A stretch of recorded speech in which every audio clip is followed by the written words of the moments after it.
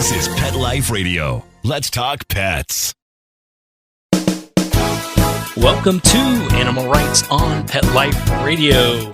It's your host, Tim Link, and I'm so glad you're joining us today. This is going to be a special little ditty that I'm putting together. I want to talk about some projects that I've been working on through the years that have been recently launched or relaunched, and they're all guided toward understanding our animals better, connecting with animals, and forming a best relationship possible with the animals.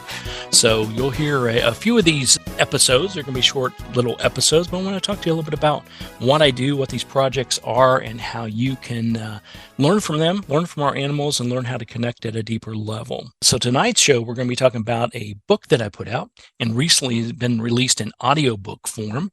It's called Wagging Tales. Every Animal Has a Tale. It's a conversation with our animal friends. Now, this book came about, I've been working with animals for nearly 20 years now. I guess this is the 20th year that I've been dedicated solely to working with animals of all sorts, whether it's our domesticated animals, our dogs and our cats, but also wild animals and animals in sanctuaries, zoos, aquariums. I've worked with animals that are kind of out of the norm. When we talk about our domesticated animals, we do often think about our dogs and our cats and perhaps some birds, but nowadays, a domesticated animal can be anything. It could be a bug.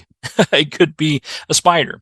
It could be a bearded dragon. It could be a snake, a whole host of things. So we see that domestication of animals expanding quite rapidly, especially with our youth, as they're learning about animals and learning about how to connect with them and to take care of them and appreciate them. Oftentimes they'll start with perhaps a smaller animal, or a smaller creature or critter, as we'll say, and then work their way up to those that take a little bit more responsibility, like our cats and our dogs. So it would include everything. So as I mentioned, I've been working with animals of all sorts for about 20 years now, but dating back in my early days, I had a lot to learn. I knew a lot about animals to begin with. I had a plethora of animals in my life. Mostly in my married life. My wife, Kim, I always tease that she is my Ellie Mae Clampett. For those of you that remember back to the Beverly Hillbilly days, Kim has not met a critter that she didn't like. So our household has always been filled with animals, whether it's dogs, cats, we've had rabbits, we've had aquatic fish, we've had aquatic turtles, we've had birds of all sorts.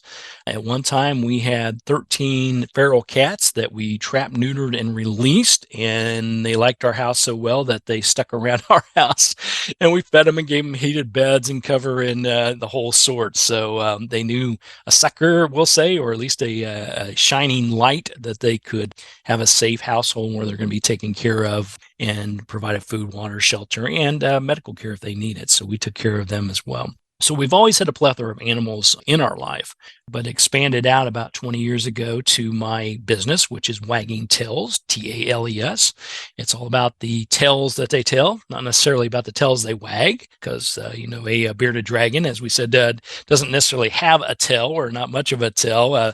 Definitely, when we're talking about some of the snakes, we don't think about them having tails either.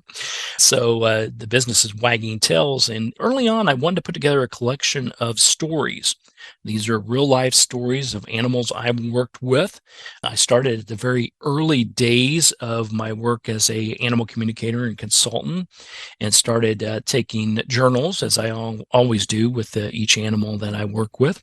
Started peeling back those journals and taking a look from the very beginning to create a book originally, and published my first book, which was Wagging Tales, Every Animal Has a Tale. And the book was a collection of mentioned short stories, real life conversations with the animal friends to better understand them and better communicate with them, whether they were sharing their information to me in the form of words, colors, feelings, pictures, emotions, smells, taste. I continue to develop that connection with animals over the years, and the book Wagging Tales, Every Animal Has a Tale goes into a little bit about some of these stories. And then, as I mentioned before, most recently we released it in an audiobook early on, and then we re-released it recently in a larger distribution network, which allows more people to learn about the animals, find it on their favorite platforms, and hopefully download and have a listen to the audiobook so they can have a better understanding and better conversations with animals in their life. Now, I was blessed when I put together this book, the collection of stories. When I first put it together, I wanted it to be, real life stories, things I had experienced. I sort of had it geared toward a more of an adult audience, maybe early adult to later adult is how I did it.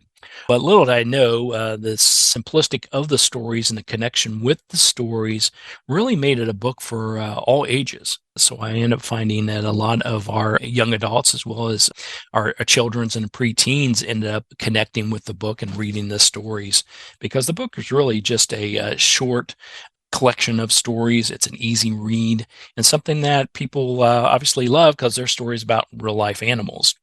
In the audiobook, Wagging Tales, Every Animal Has a Tale, it allows you to listen to it.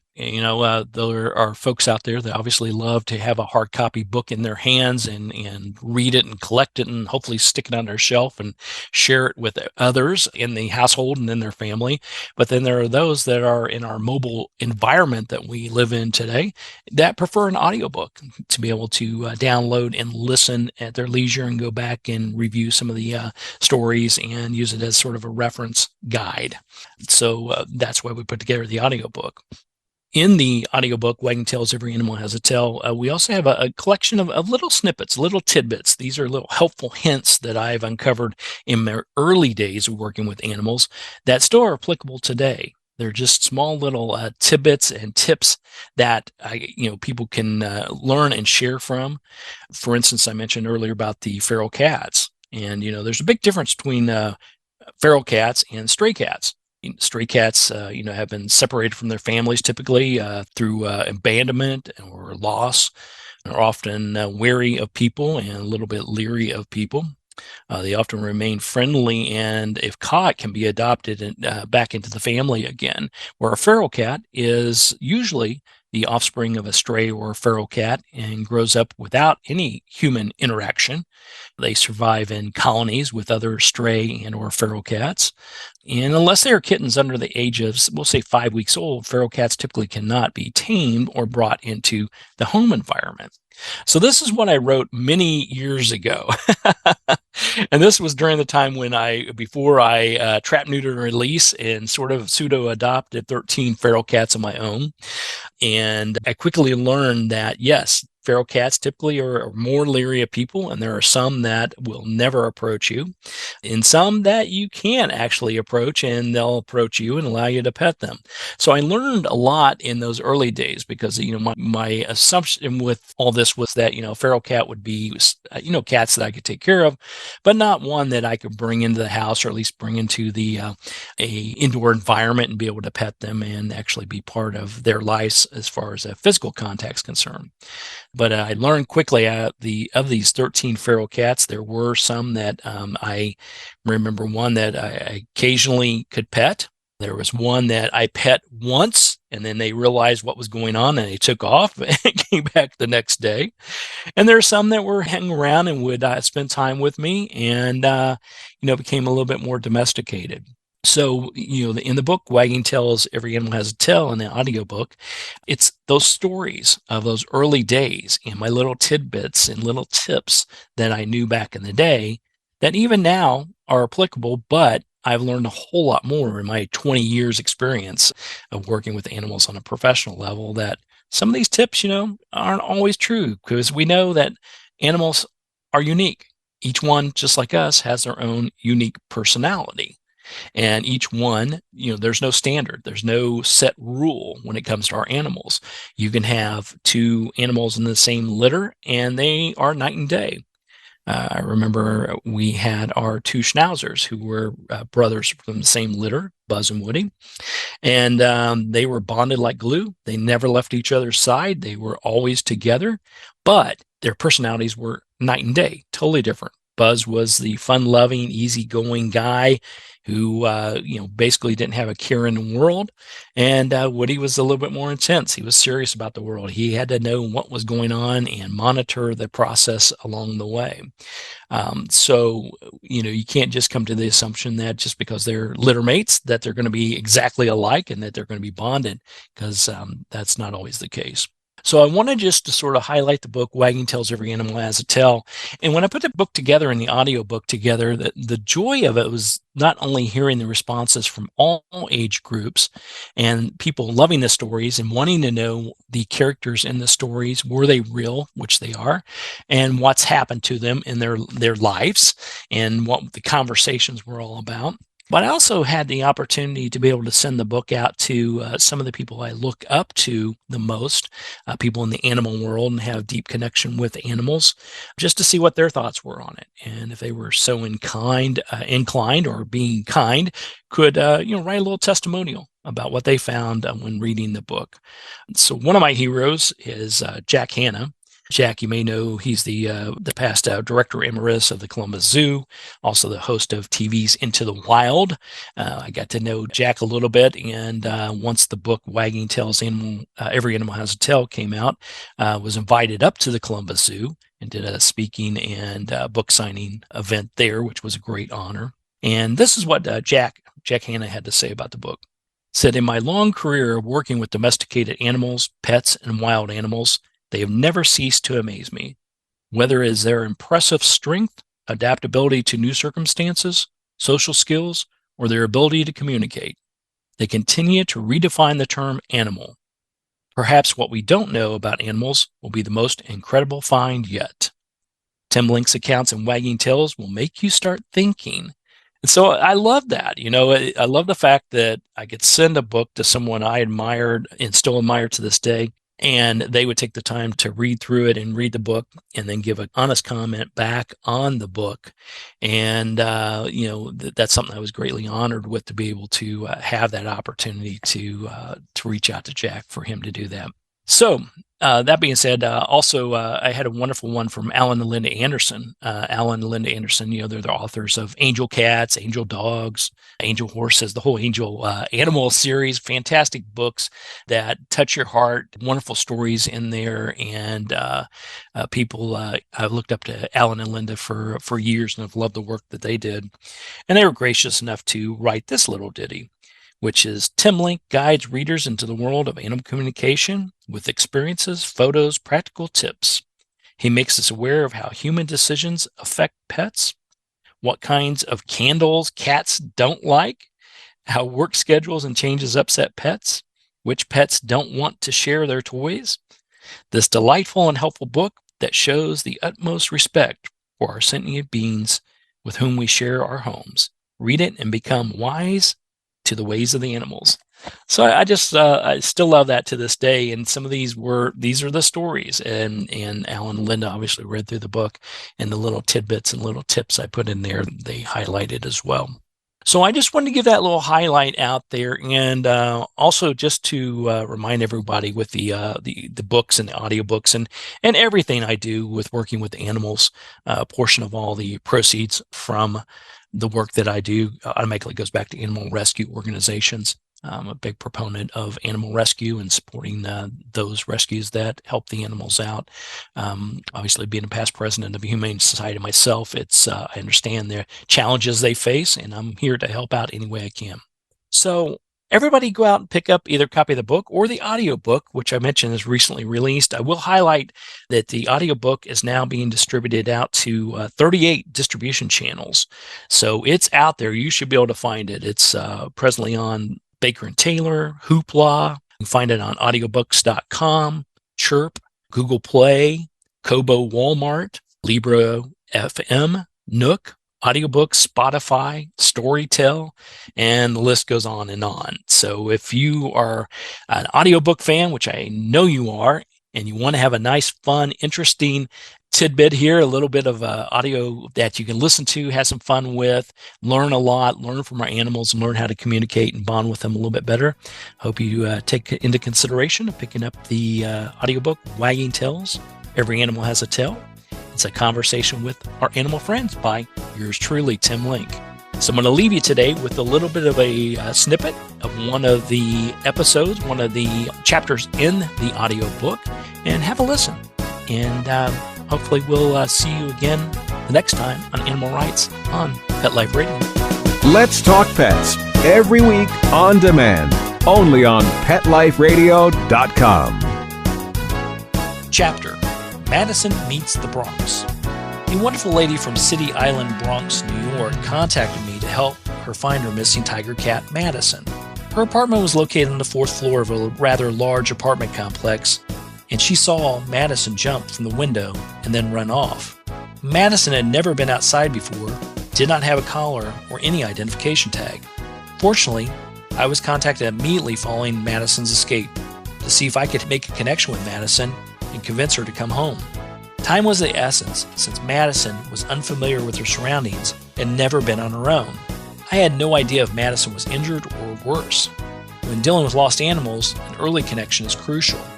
I knew that the more time that had elapsed, the less likely it would be for Madison to be able to return home. Madison was facing a rather dangerous situation, and after additional time being on her own, the cat would be more concerned about finding food and shelter than in coming home. Fortunately, on my first attempt, I was able to connect with Madison, who seemed somewhat confused but in good health. This was amazing considering the height from which she had jumped. She told me she had jumped out the window because she was curious about what was going on outside. However, once she was outside, she was confused about what to do and how to get back inside. She conveyed a strong presence or compression sensation around my chest.